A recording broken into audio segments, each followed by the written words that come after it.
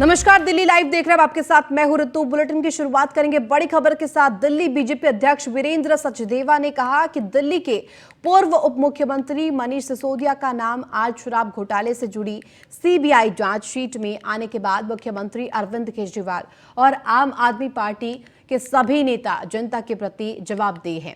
साथ ही कहा कि भारतीय जनता पार्टी लगातार ये कहती रही है कि सीएम अरविंद केजरीवाल के संरक्षण में पूर्व उप मुख्यमंत्री मनीष सिसोदिया की शराब घोटाले में प्रमुख भूमिका थी। सही मायने में मनीष सिसोदिया शराब घोटाले के मास्टरमाइंड है, पर आम आदमी पार्टी के नेता इस आरोप को लगातार नकारते रहे हैं।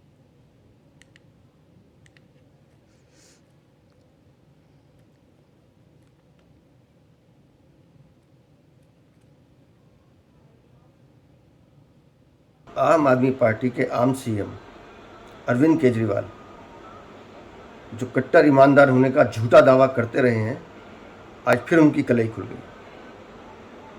आप समझिए, इस आम आदमी ने अपने घर में 90 लाख के पर्दे लगवाए हैं, 6 करोड़ के विलायती मार्बल लगवाए हैं जो वियतनाम से आए हैं, किचन बनाने में 1 करोड़ से ज़्यादा का खर्च किया है, जो दरवाजे लगे हैं उनकी कीमत भी 11 करोड़ से ज़्यादा है।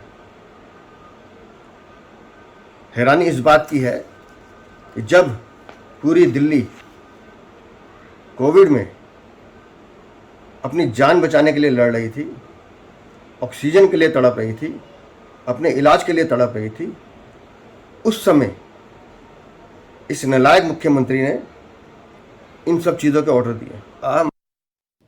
वहीं दिल्ली के मॉडल टाउन इलाके में बायजूस कंपनी पर अच्छी शिक्षा व्यवस्था देने के नाम पर ठगी करने के आरोप लगाते हुए पीड़ित ने कहा कि बायजूस से बेहतर अपने पास के ट्यूशन सेंटर में पढ़ाना चाहिए। साथ ही पीड़ित ने बताया कि जल्द वो कोर्ट का दरवाजा खटखटाएंगे। ये बड़ा आरोप बायजूस के ऊपर लगाया गया है और सीधे तौर पर कहा गया है कि अपने आसपास के कोचिंग सेंटर्स पर ज्यादा भरोसा करें। बायजूस के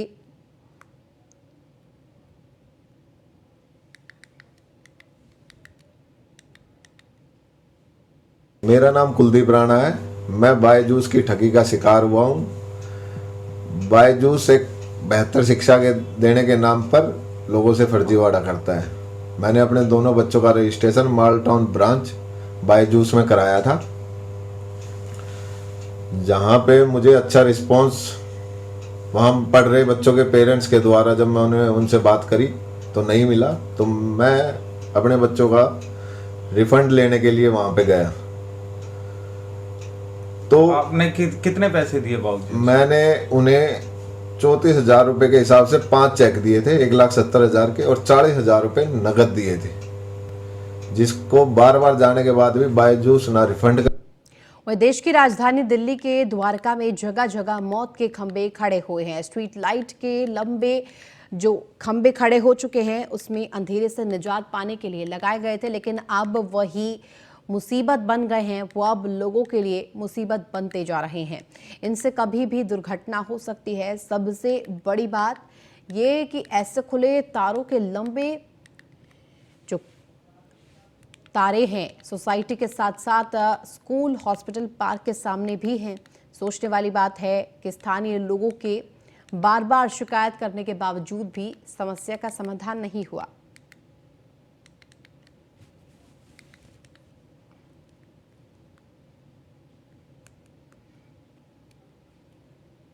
हम लोग देखते हैं कि जैसे स्कूलों के सामने या पार्कों में या सोसाइटीज़ गेट पे जो भी जितने भी इलेक्ट्रिक पोल्स हैं, इनके जो बॉक्सेस हैं वो गायब हैं और वहाँ पे सब नंगी तारें होती हैं, और ये हाइट में बहुत नीचे रहते हैं कि जिससे कोई भी बच्चा हो या बुज़ुर्ग हो या कोई भी, तो वो आराम से उसके संपर्क में आ सकता है, जिससे किसी की भी जान जा सकती है। सबसे ज़्यादा प्रॉब्लम है ये इलेक्ट्रिसिटी पोल्स के जो नीचे बॉक्सेस होते हैं ये खुले मिलते हैं।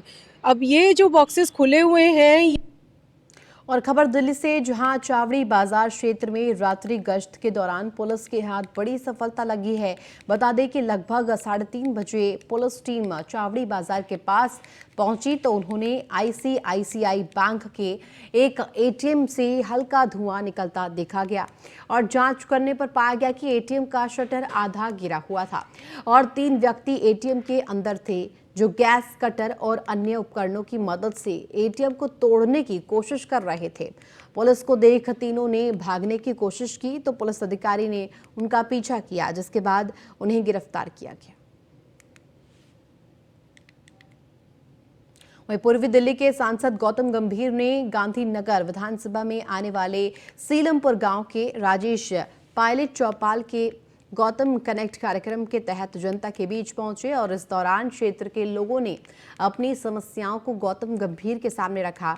इस दौरान गौतम गंभीर ने बताया कि गौतम कनेक्ट कार्यक्रम के जरिए 2 अलग-अलग वार्ड में जा रहे हैं और इस दौरान अलग-अलग विभागों की टीम मौजूद रहती है। लोगों की समस्याओं को सुना जाता है और उसका मौके पर ही समाधान करने का प्रयास किया जाता है। गंभीर ने कहा कि उनका मकसद है कि क्षेत्र के ज्यादा से ज्यादा लोगों की समस्याओं को खत्म किया जाए। ये कार्यक्रम अभी शुरू नहीं किया गया, पिछले कई समय से शुरू किया, 8वें से ज़्यादा है। हम कोशिश करें कि हर वार्ड में जाके लोगों की समस्याएं सुने और कोशिश करें कि वो समस्याएं दूर कर सकें। जैसे मैंने बोला था कि सारी समस्याएं दूर नहीं हो सकती, अगर उसमें से 70% समस्याएं भी दूर हो जाएंगी और साथ ही में जो हमारे निगम पार्षद हैं उनके साथ मिलकर अगर हम उस वार्ड को और बेहतर बना पाएंगे या समस्याएं दूर कर पाएंगे तो लोगों के लिए बेहतर है, क्योंकि लोगों के लिए तो हम आए, लोगों ने हमें चुना है। तो अगर हम उनको कुछ वापस दे सके, उनको वार्ड को बेहतर बना सके, उससे बेहतर चीज़ क्या हो सकती है। ये